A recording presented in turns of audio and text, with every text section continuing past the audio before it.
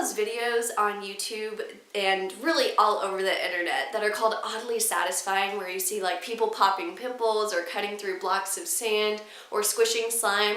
Well, in today's video, we're going to see one thing that one of the characters in our story thought was going to be satisfying, and let me tell you, it's really odd. So let's get into the video.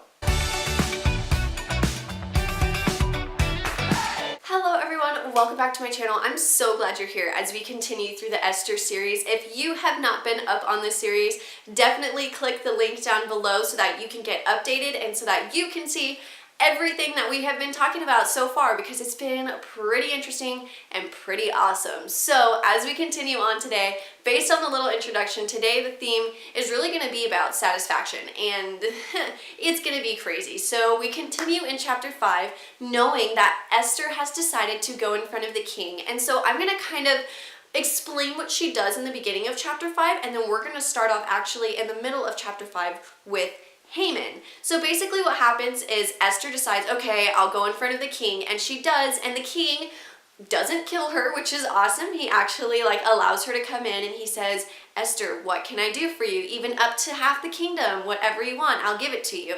So Esther invites him and Haman to a banquet, and at this banquet, again, the king asks Esther, what can I do for you? And then again, she invites him and Haman to another banquet. So she still has not made the request for the lives of the Jews known to the king, but it is setting up for it at this point. So now, basically where we're going to start off is with Haman in verses 9 through 15, and I know that's a lot of verses, but I'm just going to read it because it explains a lot of things. It says, Haman went out that day happy and in high spirits. But when he saw Mordecai at the king's gate and observed that he neither rose nor showed fear in his presence, he was filled with rage against Mordecai. Nevertheless, Haman restrained himself and went home, calling together his friends and Zeresh, his wife. Haman boasted to them about his vast wealth, his many sons, and all the ways the king had honored him, and how he had elevated him above the other nobles and officials. And that's not all, Haman added. I'm the only person Queen Esther invited to accompany the king to the banquet she gave. And she has invited me along with the king tomorrow. But all this gives me no satisfaction as long as I see that Jew Mordecai sitting at the king's gate. His wife Zeresh and all his friends said to him, have a pole set up, reaching to a height of 50 cubits, and ask the king in the morning to have Mordecai impaled on it. Then go with the king to the banquet and enjoy yourself. This suggestion delighted Haman, and he had the pole set up.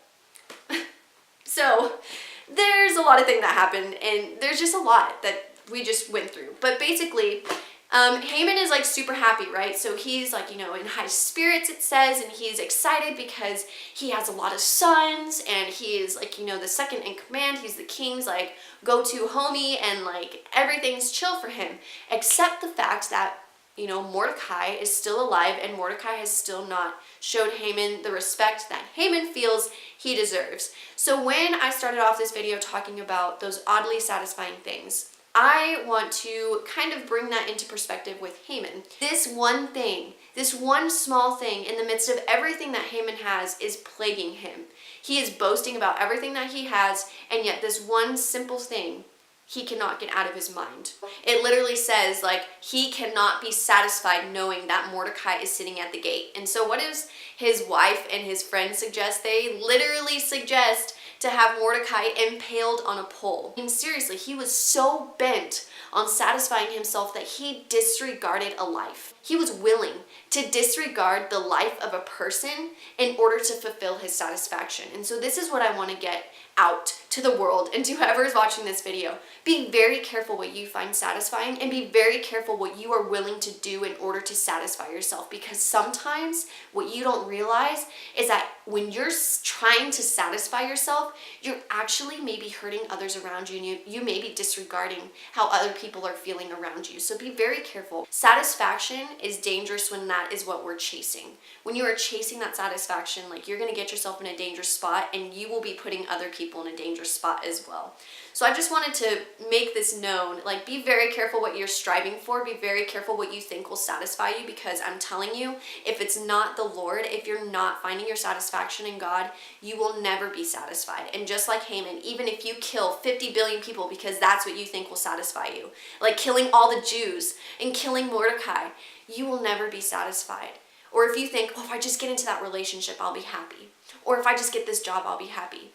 Unfortunately, you're going to get it and you're not going to be happy. So remember that satisfaction is not based on what we can get for ourselves or what we may be able to do or what we can like get someone else to do. Our satisfaction should be based in the Lord alone. So keep that in mind. And remember that Haman is a psychopath. Like, he's crazy. He is willing to do anything to satisfy himself. But you know, we are like that as well.